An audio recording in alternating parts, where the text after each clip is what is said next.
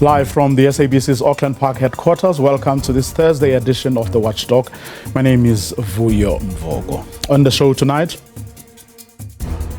it is this ANC administration, starting in 2018, that takes the responsibility to ensure that in time there will be energy security and that it will transform Eskom. Government says it has a plan to turn Eskom around and end the current electricity crisis. We bring you details of what the Public Enterprises Minister tabled this afternoon during a parliamentary debate. Eskom has become a curse word in every household in our country. At this very moment, more than half of Eskom's coal-powered fleet is offline for one reason or another. The whole lot must go with immediate effect so that we can restore power at our Eskom. We'll also tell you what a not-so-convinced opposition had to say during that debate. That's before our panel of experts for this evening weighs in on the issues the politicians were debating. All that's coming up in tonight's episode of The Watchdog, which starts now.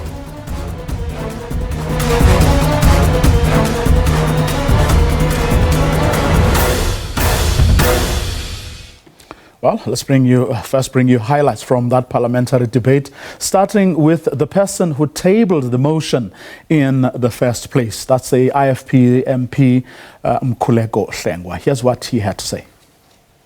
Eskom has continued to implement load shedding with 26 days thus far in 2022.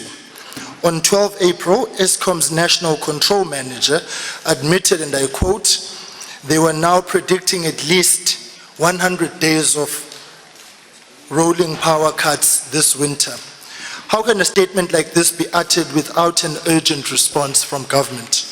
While our country and the economy is on the verge of collapse, Eskom has advised that blackouts will cost South Africa billions of rand that are on the cards, and yet it takes, once again, an opposition party like the IFP to raise the alarm. Eskom estimates gauge that load shedding costs South Africa's economy 500 million rands per stage per day. Let me repeat, 500 million rands per stage per day. Eskom has become a curse word in every household in our country. Why? Because this entity is unable to deliver on its fundamental mandate, which is to generate enough energy to power our national grid. With almost weekly breakdowns and other maintenance-related issues, it is clear that our energy infrastructure is aging faster than Eskom can get its affairs in order. Eskom has become a national and international embarrassment since 2007. In homes and businesses across the country, South Africans are standing by waiting for real accountability, yet there seems to be a laissez-faire approach by government when it comes to consequence management at this entity. Instead, year on year, this house ends up rubber stamping billions in bailouts. Well, in its response, not only did the governing party, the ANC, categorically deny culpability for Eskom's woes, according to ANC MP Mikateko Mahlaule, whom the party drafted first, immediately after Hlengwa, whom you saw there, Eskom should also not be blamed for the country's electricity crisis. Today we debate Eskom again, but this time around, it is the IFP that has sponsored the motion. There may not be anything very unusual about the debate, but the underlying effect of it, that Eskom is a threat and a protracted failure, does indicate that the IFP has implicated itself in the master's discourse. Deputy Speaker, it is clear that the DA and the IFP are in a social bond anchored on the commitment to discredit Eskom for reasons that are inconsistent with the nature of challenges that characterize the utility. Whether we should be proud of this social bond or embarrassed by it is a question we'll debate another day. For the moment, let me facilitate an analytical discourse to prove why the IFP and the DA do not have the right idea of the challenges that face Eskom. Eskom has been limping from one energy generation capacity challenge to the next in the post-2001 period. Of course, opposition parties would argue that had the ANC-led government heeded the recommendations of the 1998 White Paper on Energy, the situation could have changed dramatically for the better. And that had the ANC-led government built Kusile and Medupi power station as well as brought the IPPs onto the grid on time, Eskom could have filled the existing energy generation capacity gap. As far as energy generation is concerned, evidence supports the exact opposite of this conclusion. The population in South Africa and the economy has grown since 1994 at the pace that Eskom cannot supply on its own. While access to electricity in South Africa is reported to be above 85% since 1994, thanks to Eskom's massive electrification program, keeping the lights for all households has proved to be a daunting task. What we are witnessing here with regards to Eskom is neither a threat nor a failure, but merely a logical outcome of the instrumentalization of democracy, of democratic practices. Oh, opposition parties, of course, were having none of that. The official opposition, the DA, fired the first salvo. At this very moment, more than half of Eskom's coal-powered fleet is offline for one reason or another. Our energy availability factor, which is basically the percentage of Eskom's installed capacity that is actually generating electricity, is at a record annual low of 58%. And the 3-month outlook indicates a rough road ahead with a high risk of load shedding. And yet this government appears to be in complete denial of the urgency and seriousness of the electricity crisis. For the EFF, here's what needs to happen. What should happen to stabilize Eskom and electricity supply? Please listen carefully, especially Minister of Public Enterprise. Number one, we are going to repeat this and repeat it until it sinks in your brains. We need to stabilize coal prices, including cancelling Exaro corrupt contract. Number two, we need to fire the Eskom CEO, Andre Director, and COO Jan Oberholzer today and appoint a new competent executive with an engineering qualification, competent and must come with operational generation experience. How is it that a power unit 4 in Medupi exploded because no one was monitoring it and Jan Oberholzer was not fired nor suspended? There's absolutely no consequence management that was taken against this incompetent old wild male. Number three, we must stop the madness of unbundling Eskom. It is misguided and it is corrupt. Number four, we must create an independent renewable energy division so that we are not at the mercy of parasitic, greedy capital to build renewable energy capacity as a country. Number five, we must review all PPP contracts. We are told that prices are going down and we were promised a review of all contracts. But because this is a parasitic relationship, this was never done. Number six, we need to seriously upscale the process of nuclear energy build in a fiscally responsible manner. This can be done through a build, operate, and transfer model. China has an enormous capacity to intervene immediately. Why are you not engaging China in this regard?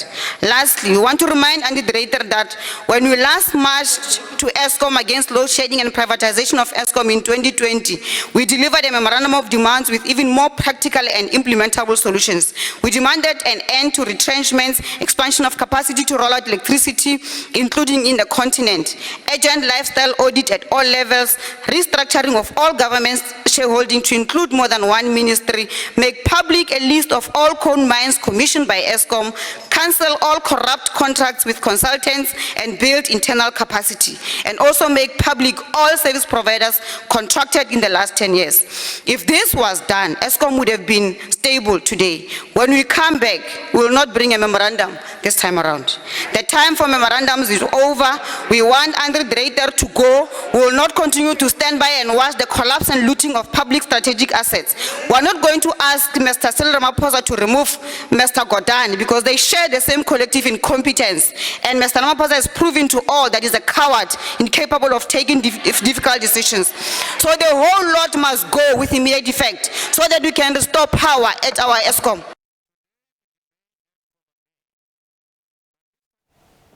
As far as the PAC is concerned, neither the government nor the Eskom top brass know what to do right now. The same crisis before Eskom's executive management over the years has replicated itself again and again.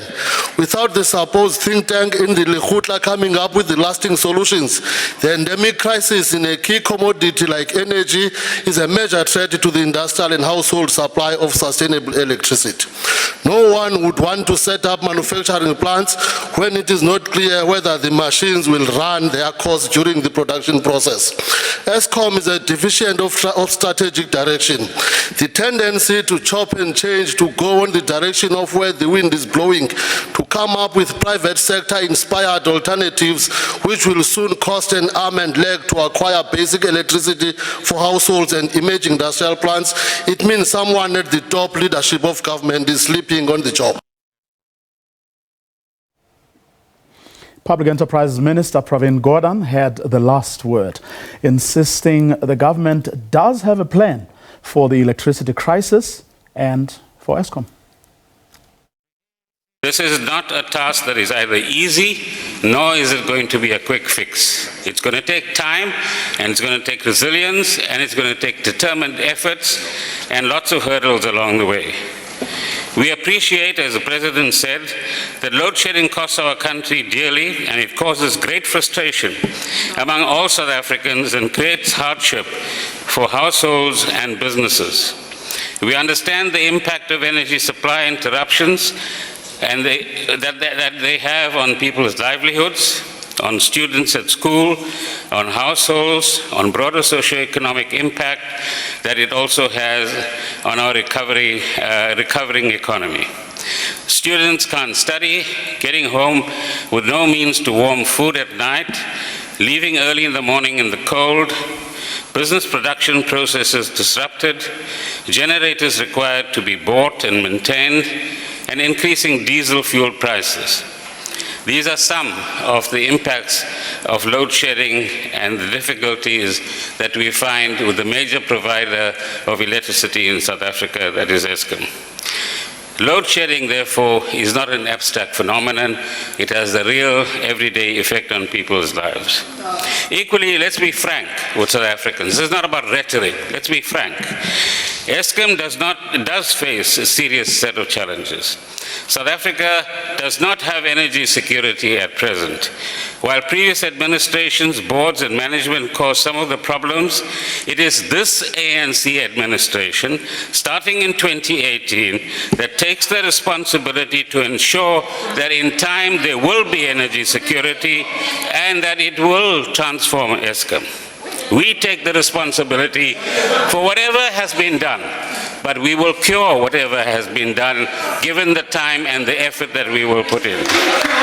We will tell you what the root causes of the problem are, not the kind of language that you've heard until now in this debate. We have a clear plan to sort out these root causes, although it will take time. And like the public, we are also impatient and want to see results and an end to load shedding. We know that some processes to introduce new investment in generation can move faster, and this too is receiving our attention. What is it that we want to achieve for this country? As the President said, and I quote, "The process of structural reform this administration has embarked on in 2018 will have a far-reaching impact on the South African energy landscape, even if the changes will take time to bear fruit."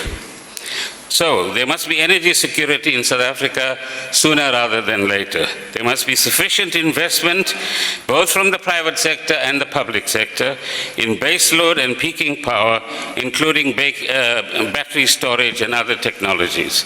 Eskom must be transformed into a new, viable institution. There must be both private sector and public sector investment in generation in particular.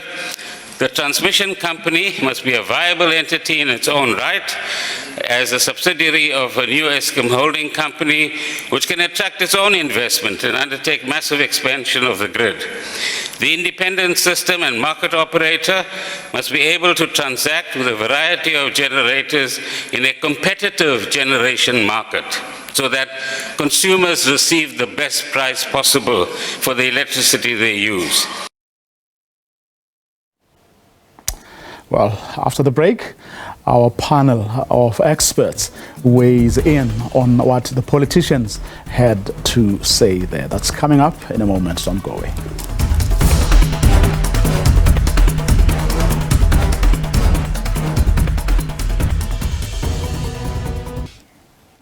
Welcome back, and if you've just joined us, before the break we played some highlights of a debate that took place in Parliament this afternoon where the ANC denied culpability for Eskom's woes. Eskom itself is not to blame either, an ANC MP who led the debate on behalf of the governing party further said. That was before Public Enterprises Minister Pravin Gordhan then detailed the government's plan to turn things around. But does the plan, as was articulated by the Public Enterprises Minister, sound like, yes, a plan? Well, Hilton Trollip is a research associate at the Energy Systems Research Group based at the University of Cape Town. Jose Moleshe is a development finance specialist with over 20 years of experience in the energy and infrastructure space. Andrew Kenny is an independent energy consultant. Good evening to all of you, and thank you so much for your time this evening. Good evening, Buyo. Good evening, Buyo, and the viewers. Really appreciate it. Now, you all heard what the Minister of Public Enterprises had to say, that in time there will be energy security in this country. Are you convinced, Andrew? Not at all. It was very unconvincing. As to who's to blame for the absolute mess we're in now. South Africa used to have the best electricity supply system in the world. We used to provide the cheapest electricity in the world and the most reliable plentifully to build up an industrial economy. All that's failed now. The reasons for the failure, the culprits, are both Eskom and the ANC combined. Often, by the way, they're very, very similar. After about 1990, both of them began doing stupid things. The most stupid thing they did, which set off all of our problems, was not to build power stations in the 1990s when it was absolutely obvious that we needed them. I heard somebody say about our economic growth. Our economic growth has never been what the ANC predicted it would be. In 1994, in the election, they said, we promise you jobs, jobs, jobs, and 6% economic growth. If that was what they're expecting, which is reasonable, they should have planned electricity for that, which meant building power stations almost as soon as they came to power. They didn't do so. It was their fault and Eskom's fault, together with them. The 1998 bill was a bit of it was confusing and nobody quite knew what it stood for. But both of them refused to build power stations. The result was we ran out of power in 2007 and the economy was dealt a devastating blow from which it's never recovered. So we didn't have enough power stations, and on top of that, they were very badly run because of ANC affirmative action, transformation, all of these sort of things, which meant skilled people kicked out. So maintenance was very bad, and on top of that, we didn't have enough power stations, so they were run into the ground, and they're now falling to pieces. And the result is we're having failure after failure after failure. As the DA Shadow Minister pointed out, our availability is going down, down, down. The EFF lady, I agreed with half of what she said.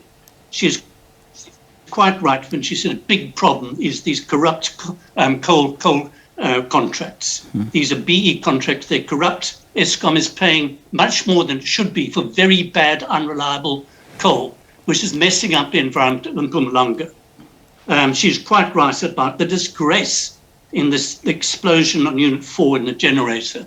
She was wrong to say we should go in for renewables, which have proved a complete failure everywhere on earth it's been tried. Germany, Australia, Denmark, England, America, everywhere it's tried. The more solar and wind you have on the grid, the more electricity final prices go up and up and up, the more power failures you have. Our renewable energy program, which is not ANC at all, it's an outside thing, has been a disastrous failure, giving us the most expensive and the most useless, the worst electricity in South African history. What we must do, shall I tell you what we must do? I want you to park that for a minute. I just want to hear from your fellow panelists. Jose, from where you sit, are you convinced by what the Public Enterprises Minister had to say? He says from 2018, they started the government that is to actually, make sure that eventually we will get to that point where we have energy security.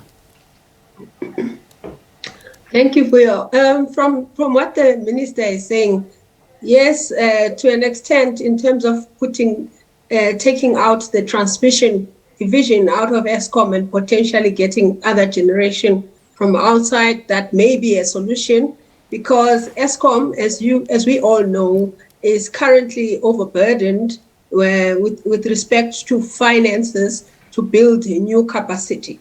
They are preoccupied with fixing the old, the relatively new, but not so functioning Kusiles and Medupi projects.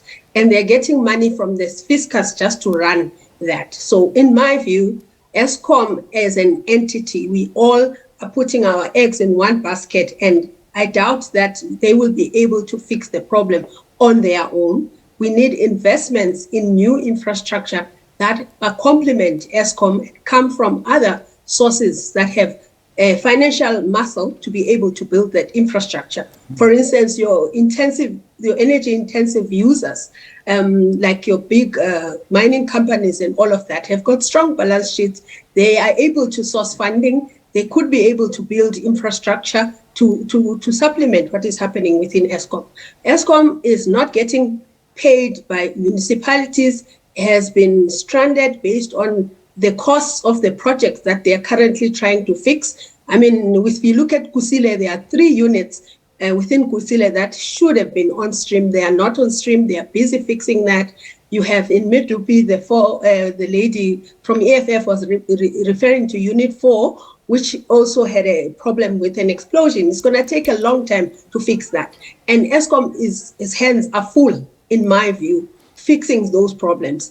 How on earth they're going to be able to fund the funding to build new, because the real problem is the lack of investment in new infrastructure, in my view. So investment in new infrastructure that needs to come on stream is not, in my view, going to come from Eskom alone. Okay. Well, Hilton, from where you sit, are we anywhere near having energy security in this country, as the minister promises? We do have plans, and we do have very functional legislation and regulations. The Public Enterprises Minister mentioned the restructuring, but I'll mention a couple of plans that we have. And if we implement these plans, then we can move forward. I think firing the Eskom CEO, we had 10 CEOs in 10 years. We need stability, first of all, to implement these plans. And then we need clarity in the roles of government. So what was missing in Parliament today was the Minister of Mineral Resources and Energy, because it is that ministry which, according to our legislation, is responsible for deciding what new generation, is connected to the grid, who should buy it, and when it should happen. And we do have a plan called the Integrated Resource Plan 2019. It's not a perfect plan. It should have been updated in 2021. But the point is, it needs to be implemented. And the responsibility for implementing that plan is not Eskom. Eskom cannot operate more generation than it has connected to its system. And the Department of Mineral Resources and Energy in general, and the Minister in particular, has extraordinary powers. And he is the only official that can say and sign off what new generation is connected to the system, who has to buy it, and when it has to be done. And it is true, and it is a fact, that since 2015, no new initiative generation has been authorized by the DMRE to get onto the system. So that has to be seen. Eskom, its hands are tied. Eskom can't just build a power station. And Eskom, we've heard about and we've spoken often about the state of those power stations. Those coal-fired stations either are on their way out in terms of the old ones over the next 10 or 15 years, or are deeply problematic in terms of the big two new ones. So we have got to connect new generation to the system as fast as possible. What that has to be is agreed on by the DMRE Planning Department, and it's backed up by the Council for Scientific and Industrial Research, the University of Cape Town. We know that the fastest way to close the supply gap, and also in the medium term, to replace the coal-fired power stations is a large amount of wind and PV power. I disagree fundamentally with Andrew Kenny that RE doesn't work.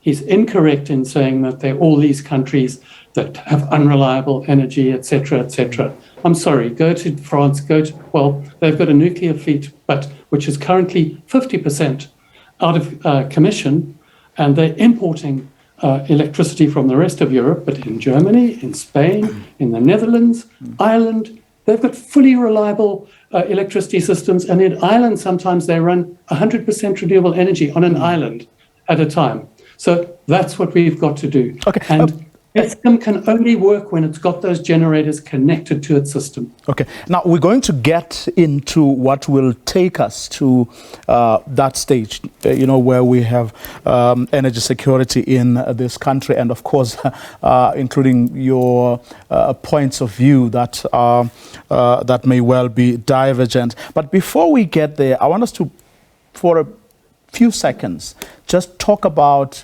what you think is wrong with Eskom right now.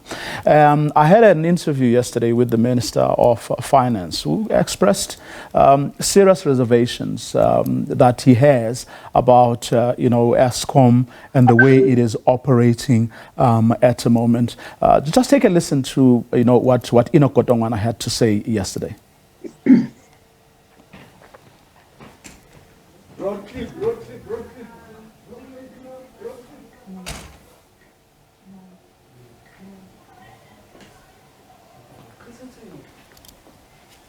Okay, with Sim. Eskom's performance is very problematic. The CSIR has done a study of the damage in terms of value of the damage done by load shedding, which shows about 338 billion rand, 125 billion rand of that in 1 year. Availability factor at the moment is declining by year, which shows that Eskom's performance is becoming problematic. So we've got, as part of restructuring the state, to say, how are we going to resolve those issues? What's the thinking right now? No, I'm saying to you, I'm still going to be discussing. We're going to meet with our colleagues. We're going to meet with Eskom. Have a better sense. It's difficult to make prescribe now as to what the thinking is, because we need that engagement, which is going to give us a better insight to make a better judgment. Andrew, I know you agree that Eskom's performance is problematic. Well, it's a disaster. Eskom's performance is absolutely terrible. as the various speakers have been saying in Parliament today. That's why the power stations are falling to pieces. We must just do good. There's no mystery to it. We must just do good engineering, good maintenance, where engineering comes first and cronyism and corruption and that doesn't come in at all. We just think good engineering. There's no mystery to maintain a coal power station, any coal power station. There's no mystery about how it was done. We used to be able to do this in the old days very well. Our stations performed very well. They were world class. Just go back to those old-fashioned, disciplined engineering standards. That's all. Jose, I know you spoke about, how some of your, intensive energy users can come with their balance sheet and so on. But just focusing narrowly on Eskom, what can Eskom on its own do to begin to turn things around, that which presumably it is not doing at the moment? Well, I'll tell you exactly what to do.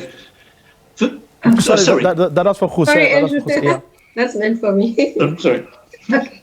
All right. I think I agree with Andrew with respect to maintenance that should have, I'll say should have, because we do have a maintenance backlog. We do have a period of time when the power plants were not maintained. I would agree with respect to collection, in terms of collections of monies that Eskom has been owed. That's been a problem for a very long time. It's not a recent challenge. Eskom, obviously, when they built the new infrastructure, which should have come on stream and helped us with the challenges that we are having. Currently, if you look at that, just the 3 units from Kusile are almost 800 megawatts each. And then you have the 1 unit from Medupi. If you combine all of those, 4 units times 700 megawatts to make it easy, that capacity should be in the system. It's not in the system. Eskom has got those were new coal-fired power plants that should not have been having the problems. We're told there were defects in those coal-fired power plants, and now that problem is being resolved. That problem is, we can say that Eskom must resolve that problem, but we must bear in mind that it's gonna take a while to resolve. I mean, the unit that the blast in the unit there, it's gonna take a long time to come on stream. So that is why I'm saying you can look at Eskom, of course, to resolve some of the problems that they have. Also, they are actually going after the people that have been involved in corruption and the funds that have been siphoned off Eskom. That's part of the problem. It's not just a technical problem, it's a technical and a financial problem. So you can solve all of those problems. However, in my view, right now, they will not be able to be addressed right now to address load shedding. So there needs to be a complementary or a supplementary effort elsewhere to bring in new capacity, because it's not going to take tomorrow to fix the 4 units that, for instance, are out. The coal-fired power plants average age of 43 years. Yes, you can do maintenance, but to what extent can you have reliability that you can say with certainty that's going to help you? So that is my challenge. The challenge is that now you have these coal-fired power plants, you have energy availability of about 60%, and you cannot address them quickly enough. Therefore, there's no escaping that you have a gap in capacity, and that capacity must come from somewhere.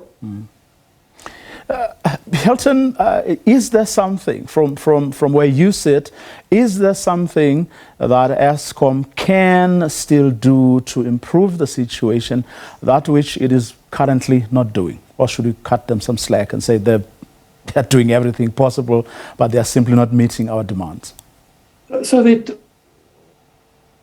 are 2 parts of an organization. There's the skills that you've got in the management organization, and then there's the hardware that you're looking after, those power stations.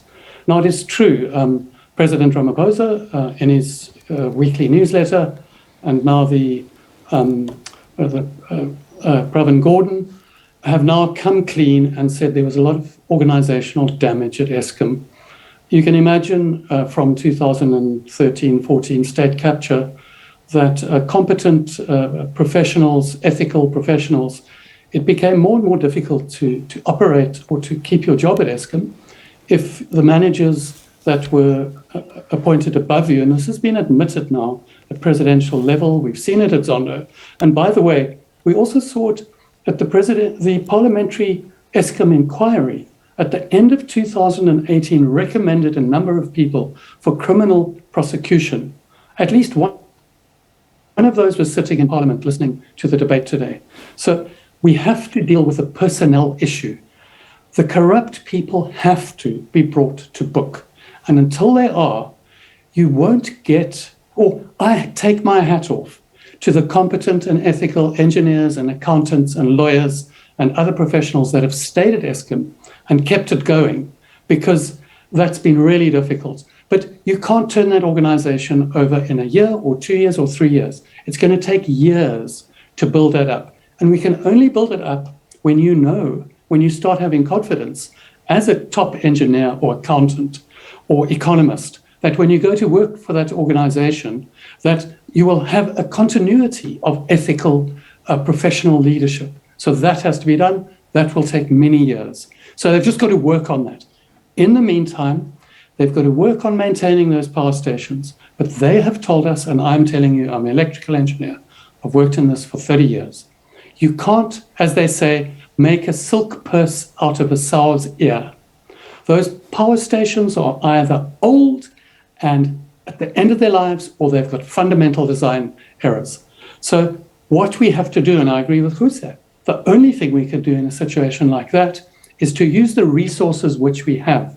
We have project developers and financiers lining up to connect renewable energy and wind power to the grid, which are part of the official plan, which has been modeled, backed up by the CSRR, UCT, etc. So that's what we have to do. And it is quite as simple as that.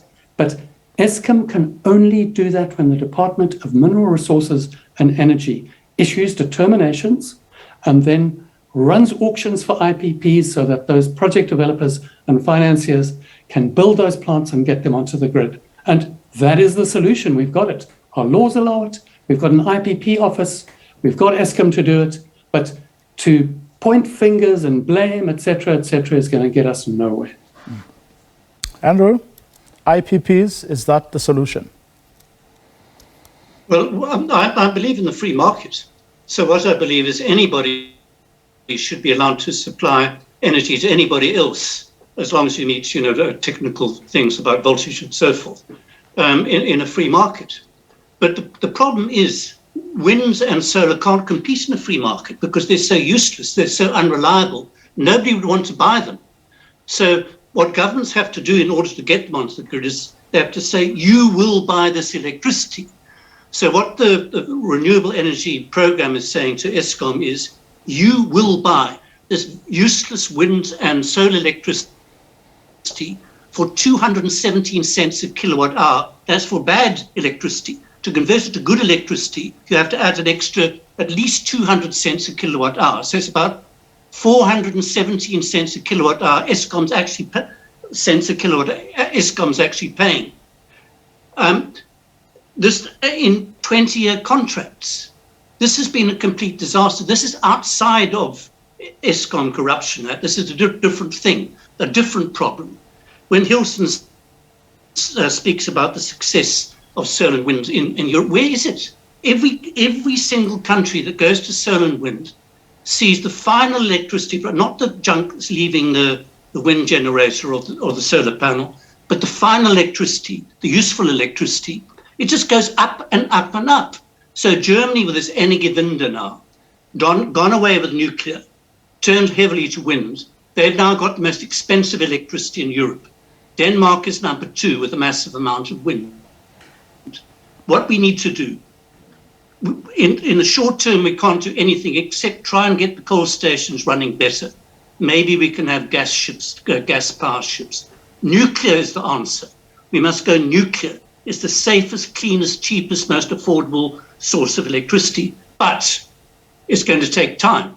If we put in an order right now for these 2,500 megawatts of nuclear, they'd only come online in about 2033, something like that. So there's 10 years in the meantime where we're just going to have to struggle along, just trying to get the coal stations working better. Hilton, you hold a different view. Yes, but as my father used to say, I'd hate to introduce some facts into this argument and spoil it. So I'm not going to go take Andrew's bait and start going after each little, in fact, false claim he's making about the costs of PV, and because we'll just end up going down a kind of a diversionary rabbit hole. But I will say that in the last round of the renewable energy program, that the weighted average cost, and yes, it's for variable power, but nuclear is also intermittent. Coburg's only been connected to the grid half the time in the past 10 years. It's one thing is off at the moment, that nuclear just goes off and off in bigger increments than variable. So the average weight, the weighted average cost of the last round was 47 cents. Granted, Andrew says around 17. That was back in 2011 when renewable energy was just starting to go. It's really going now. It's 47% weighted average across the whole auction, and the cheapest cost in that auction was 37 cents. So now maybe I am introducing some facts to ruin a decent argument, but I think Andrew must get his facts straight before. And then he must choose whether he's saying that countries that have got wind and PV have got reliable power or not. The fact is they do have reliable power. Sometimes it might be more expensive, but sometimes you have to pay for reliability. So, and you also have to pay for environmental protection. There are other considerations. So it's a complex argument, and to just shoot out individual numbers, I think is actually quite irresponsible like that, to dismiss power sources that are being embraced across the world and often supply 100% of the power of a country.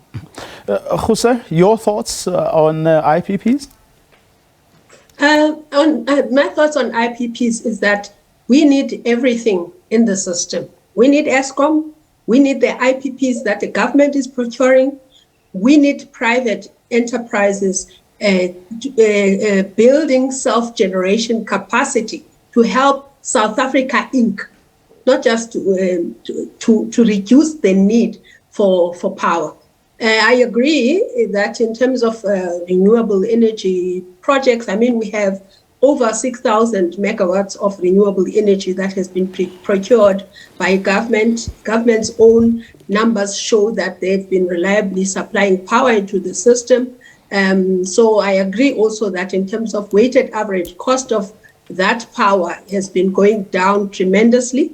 On top of that, there's been refinancing of some of the earlier renewable energy projects, and 50% of that refinancing goes back to Eskom. So I don't agree with the fact that renewable energy is expensive currently. So I don't know if I've addressed your question for you. Yeah, I mean, basically what I was trying to ask is whether you believe that with everything that we have available from alternative energy sources, given Eskom's shortcomings, whether in fact your independent power producers can actually give us what we need right now. Not on their own. Customers themselves, the self-generation. For instance, Sasol is looking at procuring power for themselves to generate that power. That will help reduce the need, and therefore indirectly reduce the requirements from Eskom, which is currently facing huge challenges. So we need all of those problems combined together, not just the IPP program, not just the Eskom solving its problem, all the solutions, if we are to quickly go back into a situation where we have some reliability.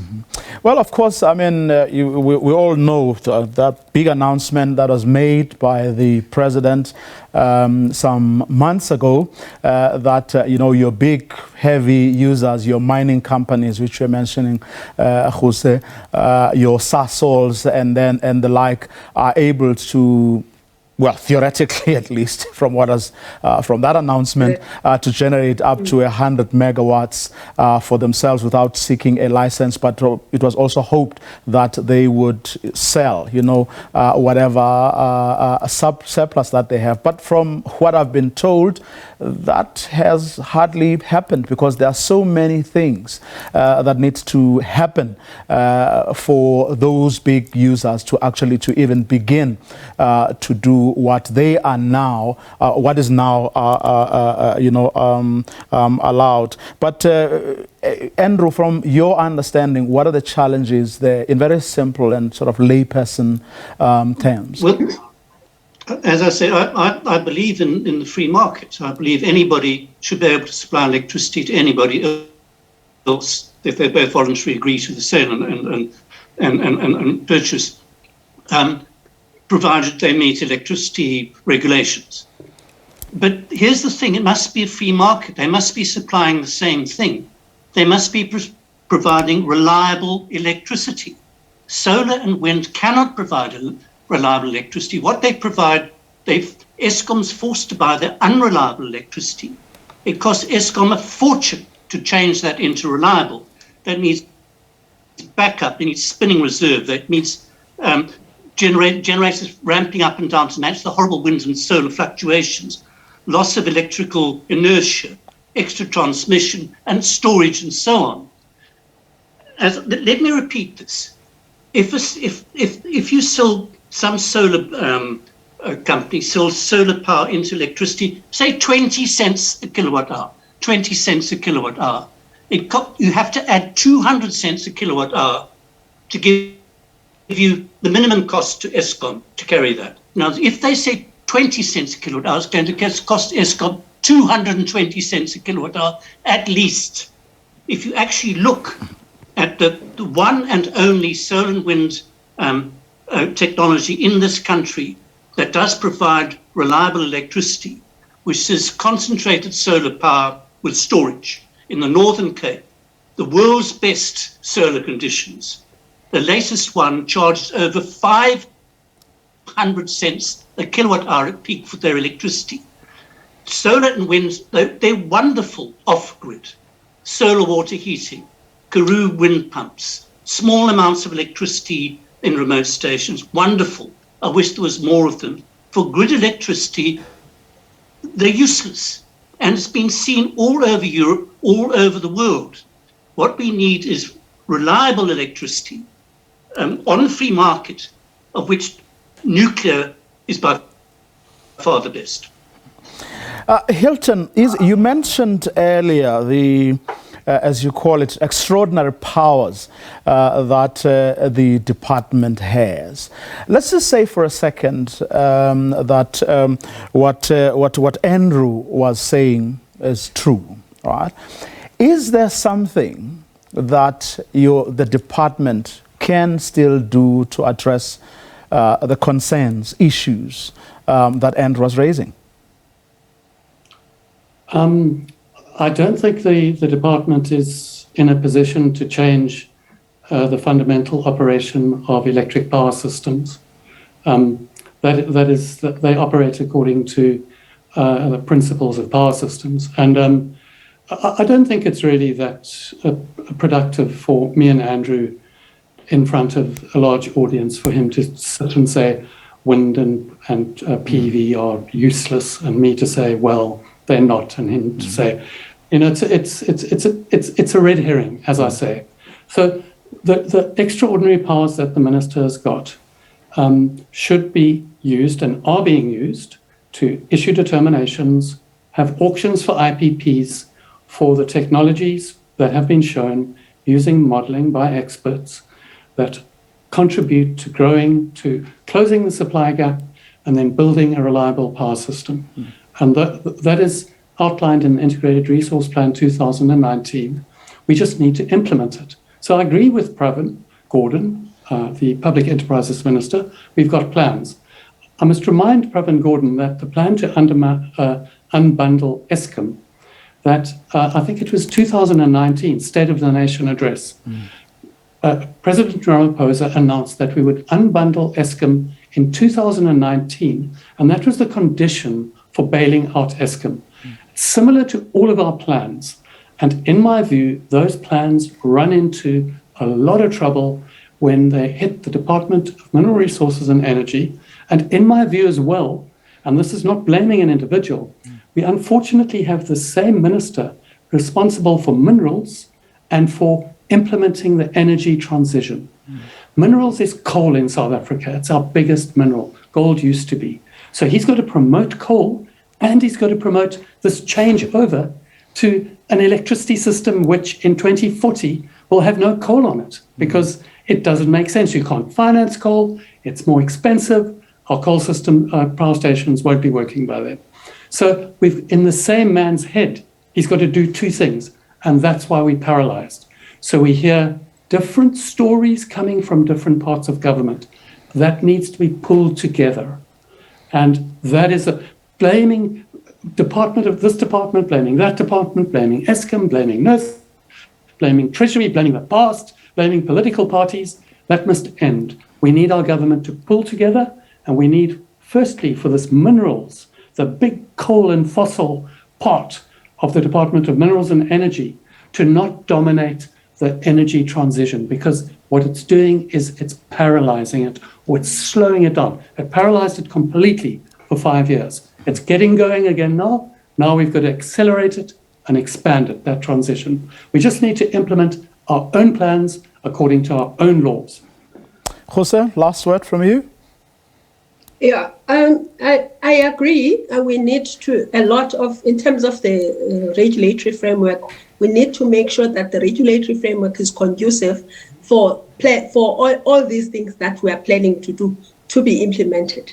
Andrew, I don't necessarily disagree that the nuclear could be base load capacity could come on stream. I don't necessarily, I'm not opposed to that per se. However, look at the timelines. We're talking about load shedding that's been going on since 2017. So as in the meantime, we do need some of the shorter term projects to come on stream, and everybody has to work together. It's the municipalities, it's the private sector, it's the IPPs, it's also Eskom trying to fix what they are doing. Not only one of these will solve the problem. All of them have to come together. Thank you. Special thanks to all of you. Hilton Trollip, a research associate at the Energy Systems Research Group based at the University of Cape Town. Jose Muleshe is a development finance specialist with over 20 years of experience in the energy and infrastructure space. And Andrew Kenny is an independent energy consultant. And that was our show for this evening. To join us again tomorrow night, same time. Have a good night.